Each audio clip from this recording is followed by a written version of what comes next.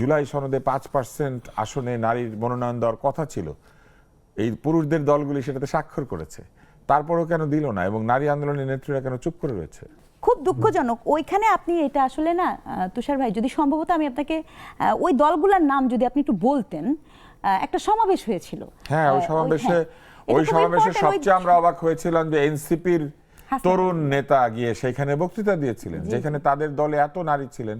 আন্দোলনের সময় এক নারীকে আমরা দেখেছি ট্রাকের সামনে দাঁড়িয়ে যেতে, এক মাকে দেখেছি ছেলের পিঠ চাপড়ে দিতে, এক নারীকে প্রহৃত হতে দেখেছি ওই যে পাবলিক লাইব্রেরির সামনের যে রাস্তাটা মনে হয় সেইখানে রক্তাক্ত ছবি, এবং নারীদের অসংখ্য স্লোগানে, মিছিলে, আন্দোলনে আমরা ছবি দেখেছি।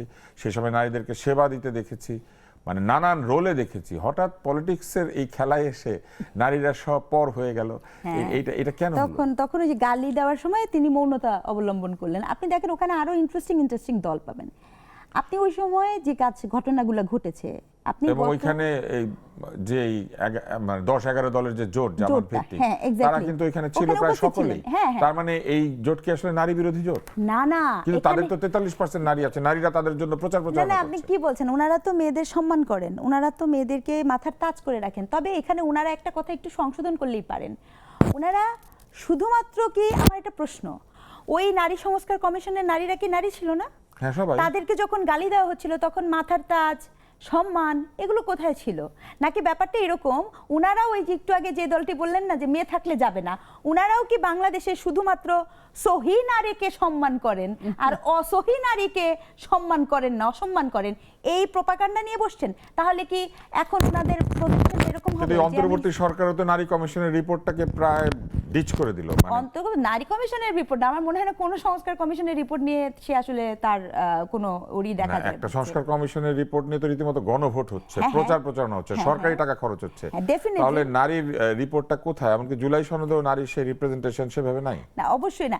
এবং অন্তর্বর্তীকালীন সরকারটি আসলে গত 1.5 বছর ধরে কাদের দ্বারা নিয়ন্ত্রিত হয়েছে? তাহলেই তো আপনি, না আমি কোনো পুরুষ বলছি না, কোন পলিটিক্যাল, কখনো কিংস পার্টি, কখনো তরুণদের দ্বারা, কখনো পার্টিকুলার পলিটিক্যাল পার্টি দ্বারা নিয়ন্ত্রিত যে হয়েছে, তার প্রমাণই কি এটা প্রমাণিত করে না? কারণ আপনি খেয়াল করে দেখবেন যে এই যে ঐক্যমত্য কমিশনে যে ওনারা গেলেন আসলেন বা যা কিছু বা ছবি, আপনি দেখবেন একজন নারী ওখানে, 2-1 নারী ওখানে নিয়মিত ছাড়া আর কেউ যাননি। আবার দেখবেন ওই ছবির মধ্যে নারী খুঁজে পাওয়া যাচ্ছে না। এই পুরো প্রক্রিয়াটা তো আপনাকে একটা রাজনৈতিকীকরণের মধ্য দিয়ে খুব সিস্টেমেটিক্যালি মেয়েদেরকে বাদ দেওয়া হয়েছে। কারণ রেদার এখানে মেয়েদেরকে, কিন্তু আমি এটা খুব দায়িত্ব নিয়ে বলছি, এমনভাবে মেয়েদেরকে ওয়েপেনাইজ করা হচ্ছে, পলিটিক্যালি রাজনৈতিকভাবে ব্যবহার করা হচ্ছে, যে আমাদের দৃশ্যের পটের মধ্যে মেয়েদের সম্পর্কে একটা নেতিবাচক চরিত্রকে উস্কে দেওয়া হচ্ছে।